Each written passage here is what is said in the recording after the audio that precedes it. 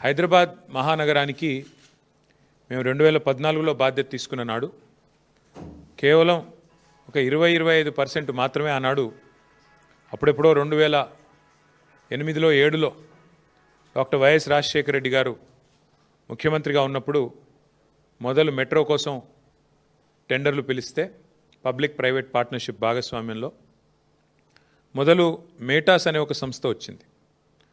చాలా ఆశ్చర్యంగా ఆ రోజు పత్రికలు అన్నీ రాసినాయి.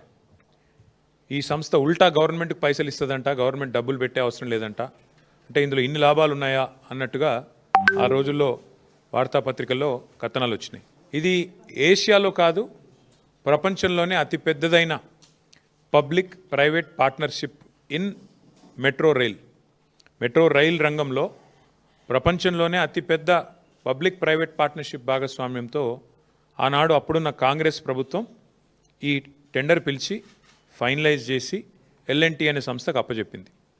2014లో తెలంగాణ రాష్ట్రం ఏర్పడే నాటికి అప్పటికే ఒక 20% దాకా పని కూడా పూర్తయింది. పని మొదలైంది, పని ఒక 20% పూర్తయింది. కానీ కేసీఆర్ గారు ఎప్పుడైతే బాధ్యత తీసుకున్నారో ప్రజా రవాణా యొక్క ప్రాముఖ్యత తెలిసిన వ్యక్తిగా, గతంలో రవాణా శాఖ మంత్రిగా కూడా వారికి ఉన్న అనుభవం, ప్రజా రవాణాలో ఉండే సాధక బాధకాలు అన్నీ తెలుసు కాబట్టి చాలా ఆలోచనతో ఆ సంస్థ కొంత ఆందోళన పడిన ఇనీషియల్ డేస్లో, అప్పుడు కూడా మీరే రాసినారు వార్తాపత్రికల్లో, తెలంగాణ ఏర్పడ్డది, రైడర్షిప్ తగ్గుతుంది, చాలామంది వెనక్కి వెళ్ళిపోతారేమో అంటే వాళ్ళని పిలిచి కూర్చోబెట్టి చెప్పారు. ఈ నగరము ఇవాళ కొన్ని లక్షల మంది ఇక్కడ ఐటీ ఉద్యోగులు ఉన్నారు. ఇంకొక రాబోయే రోజుల్లో ఇంకా దీనికి రెట్టింపు 3 రెట్లు పెరుగుతారయ్యా, మీరు ఏమాత్రం కంగారు పడాల్సిన అవసరం లేదు, హైదరాబాద్ ఒక ఉజ్వల నగరంగా భారతదేశంలో కాదు ప్రపంచంలోనే పెరుగుతుంది అని చెప్పి వాళ్ళకి ధైర్యం చెప్పి మీకు ఏం కాదు అని చెప్పి చాలా గట్టిగా ఆనాడు కేసీఆర్ గారు ధైర్యం ఇచ్చి మొత్తానికి 2014లో మేము బాధ్యత తీసుకుంటే 2017 కల్లా మెట్రో మొదటి దశ పూర్తి చేసి శంకుస్థాపన చేసినాం. బ్రహ్మాండంగా మొత్తం టెండర్ పూర్తి చేసి ఎల్ఎన్టీ అనే సంస్థనే ఆ అవార్డు దక్కించుకున్నది. వాళ్ళు పని మొదలు పెట్టాలంతే. ఇంకా అద్భుతం ఏంటంటే ఏ మాటకు ఆ మాట ఆనాడు కాంగ్రెస్ ప్రభుత్వం డాక్టర్ రాజశేఖర రెడ్డి గారు ఎప్పుడైతే ఓఆర్ఆర్ నిర్మాణం చేశారో ఒక మంచి పని చేసినారు. అందులో ఏం చేసినారు, ఓఆర్ఆర్ చుట్టూతా మెట్రో రైల్ కారిడార్ కూడా స్థలం సేకరించి పెట్టినారు. అందుకే మేమేమనుకున్నామంటే మెట్రో అనేది రహేజా మైండ్ స్పేస్ నుంచి, ఎందుకంటే అక్కడ లక్షల మంది ఐటీ ఉద్యోగులు రావడం పోవడం, ఓఆర్ఆర్ ఎట్లాగుంది కానీ విపరీతంగా పెరుగుతున్నది, చుట్టూ అపార్ట్మెంట్లు వస్తున్నాయి, అక్కడ విపరీతమైన ట్రాఫిక్ రద్దీ కూడా పెరుగుతున్నది. కాబట్టి ఇక్కడ నుంచి కేవలం ఎయిర్పోర్ట్ వరకే పోదు, అది మధ్యలో స్టాప్స్ కూడా ఉంటాయి. బుద్వేల్లో, శంషాబాద్లో, యువతల నార్సింగిలో ఇన్ని స్టాప్స్ ఉంటాయి, ఖాజాగూడలో. దానివల్ల ఏమవుతుంది, ఎవరైనా అవసరమైతే ఫైనాన్షియల్ డిస్ట్రిక్ట్లో పనిచేసేవాళ్ళు కానీ, రాయదుర్గంలో పనిచేసేవాళ్ళు కానీ, మైండ్ స్పేస్లో పనిచేసేవాళ్ళు కానీ శంషాబాద్లో ఉంటూ కూడా రోజు వచ్చిపోవచ్చు. ప్రజా రవాణా వాడుకుంటూ ఎయిర్పోర్ట్ కోసమనే కాదు, శంషాబాద్లో ఉండేవాళ్ళు కానీ. ఇప్పుడు ఏమైందంటే హైదరాబాద్లో మధ్యతరగతి ప్రజలకి మరి ధరలు ఎంత పెరిగిపోయినాయంటే ఇవాళ హైదరాబాద్లో ఒక ఫ్లాట్ కొనుక్కునే బదులు కొద్దిగా దూరం పోతే ఒక అర్ధగంట అవతలికి పోతే ఆడ చిన్న ఇల్లు దొరుకుతుంది 250 గజాలు 300 గజాలలో. అందుకే అట్లా ఆలోచించి చాలామంది దూర అవతలికి పోతున్నారు. సో అట్లా ఇవన్నీ ఆలోచించి హైదరాబాద్ విస్తరిస్తున్నది అనే ఆలోచనతో 37 కిలోమీటర్ల ఎయిర్పోర్ట్ మెట్రో ఎక్స్ప్రెస్ కూడా అంకురార్పణ చేసింది బీఆర్ఎస్ ప్రభుత్వం. ఇంత ఆలోచనతో ట్రాన్సిట్ ఓరియంటెడ్ డెవలప్మెంట్ ఉండాలి. ఎందుకంటే బుద్వేల్లో మనం ఆ ప్రభుత్వం ఉన్నప్పుడే, కేసీఆర్ ప్రభుత్వం ఉన్నప్పుడే అక్కడ భూమిని కూడా మేము ఆక్షన్ చేసాం, అక్కడ కూడా ఐటీ కారిడార్ తేవాలి అని.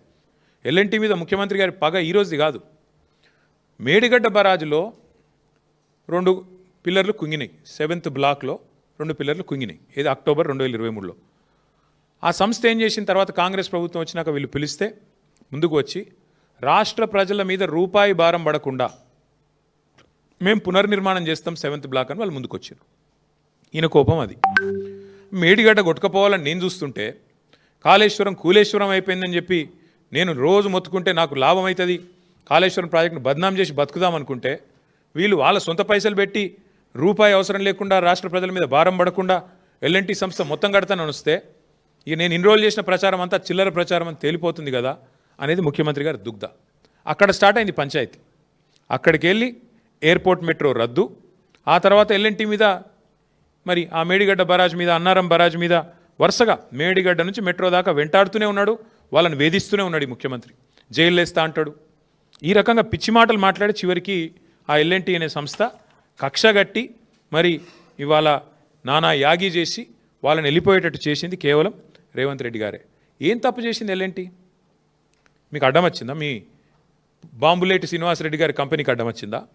ఇక్కడ కాంట్రాక్ట్లల్లో ఏమైంది? ఇబ్బంది ఏంది?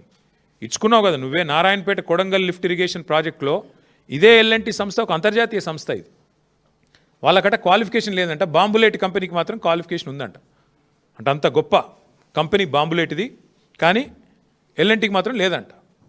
అట్లా ముఖ్యమంత్రి గారు కక్షగట్టి ఆయన సొంత నియోజకవర్గంలో ఉండే నారాయణపేట కొడంగల్ వరకు కూడా ఎల్ఎన్టీని కావాలని టెక్నికల్గా డిస్క్వాలిఫై చేయించి ఇన్సల్ట్ చేసి మీరు మా రాష్ట్రంలో నేనున్నంత కాలం పనిచేయడానికి వీల్లేదు అని చెప్పి కక్ష కడితే చివరికి వాళ్ళు ఈయనకు వంత పాడకపోతే, మేడిగడ్డ కొట్టుకపోతుంది అని నువ్వు చేసే చిల్లర ప్రచారానికి వంత పాడకపోతే అది రిపేర్ చేయొచ్చు, ఆ రిపేర్ కూడా మేమే చేస్తాం 250 కోట్లు పెట్టి అని చెబితే నీకు నచ్చక వాళ్ళకు కాంట్రాక్టులు దక్కకుండా చేసి, వాళ్ళను బతకనీయకుండా చేసి, సంస్థ లాభాలకు వెళ్ళి నష్టాలకు పోయేటట్టు చేసి చివరికి ఈ రకంగా ఎలగొట్టిండి. వాళ్ళ మెడలు బట్టి నూకేసినట్టు ఒక రకంగా చెప్పాలంటే.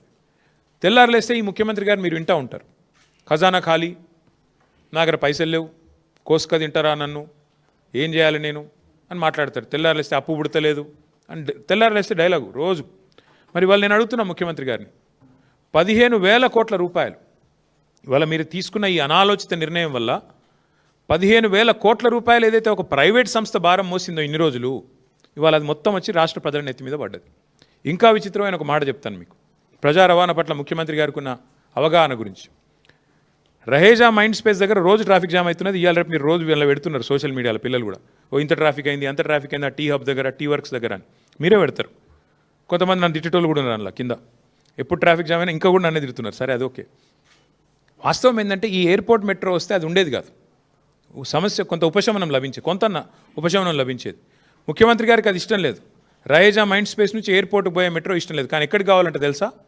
Shamshabad to future city. Future లేని ఫ్యూచర్ సిటీకేమో మెట్రో కావాలంట ముఖ్యమంత్రి గారికి. అద్భుతంగా ప్రజెంట్లో ఇవాళ ఎక్కడైతే విపరీతమైన ట్రాఫిక్ రద్దీతో అల్లాడిపోతున్నారో హైదరాబాద్ ప్రజలు, దాన్ని మాత్రం బొందబెట్టిండు సక్సెస్ఫుల్గా. గింత తెలివినది ముఖ్యమంత్రి గారి. భూములు అమ్ముకోవాలి, రేవంత్ రెడ్డి గారు ఏం చేసినా దాని వెనకాల ఒక స్కీమ్ ఉంటుంది. ఆ స్కీమ్ వెనకాల స్కామ్ ఉంటుంది పక్కా. ఇది ఆయన పేరుకి ముఖ్యమంత్రి కానీ ఆయన దందా బ్లాక్మెయిల్. కాబట్టి మీరు చూస్తారు కదా. నేను ఇంకోటి కూడా ఇదేమో ఇప్పుడు నేను చెప్పించాలి ఒక విషయం, ఇంకో పెద్ద విషయం కూడా ఇంకో 4-5 రోజుల్లో చెప్తాను. నేను ఇంకో కార్పొరేట్ సంస్థను కూడా ఎట్లా బ్లాక్మెయిల్ చేస్తారో అది కూడా చెప్తాను, ఆధారాలతో సహా చెప్తాను. కాంగ్రెస్ పార్టీని 4,000 రూపాయలు ముసలోళ్ళకి ఎప్పుడు ఇస్తావు? 2,500 ఆడబిడ్డలకు ఎప్పుడు ఇస్తావు? స్కూటీలు ఎప్పుడు ఇస్తావు? తులం బంగారం ఎప్పుడు ఇస్తావు? నువ్వు ఎన్ని డైవర్షన్ గేమ్లు ఆడినా మేము మాత్రం అదే పట్టుకుంటాం.